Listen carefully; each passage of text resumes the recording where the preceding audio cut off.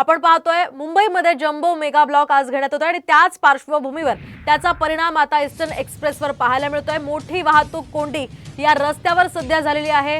वाहनांच्या लांबच लांब रांगा लागलेल्या आहेत। आपण पाहू शकतो या दृश्यांच्या माध्यमातून या ठिकाणी बसेस आहेत, रिक्षा आहेत, कार आहेत, या सगळ्या वाहनांच्या लांबच लांब रांगा ईस्टर्न एक्सप्रेस हायवेवर लागलेल्या आहेत। एकूणच आपण पाहतोय रेल्वे प्रवाशांचा या ठिकाणी खोळंबा होतोय, तर दुसरीकडे त्यामुळे त्यांनी या रस्त्याचा मार्ग अवलंबण्याचा निर्णय घेतलाय। मात्र या ठिकाणी सुद्धा त्यांचा खोळंबा होतोय। या संदर्भात आपण अधिक माहिती जाणून घेऊयात आमचे प्रतिनिधी मयूर राणे यांच्याकडून। मयूर, काय सांगाल? मोठी वाहतुकीची कोंडी या ईस्टर्न एक्सप्रेस हायवेवर सध्या दिसते, काय सध्याचे अपडेट्स आहेत?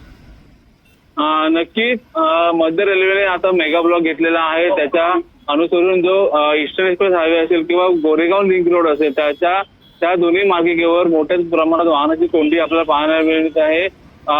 ठाण्याच्या दिशेने जी येणारी वाहतूक असेल ती पूर्णपणे मुंबईला जाते। मुंबईची जी वाहतूक आहे ती देखील पूर्णपणे कोलमडलेली आपल्याला पाहायला मिळत आहे। मध्य रेल्वेने तब्बल I'm using a voice assistant to convert your voice to text.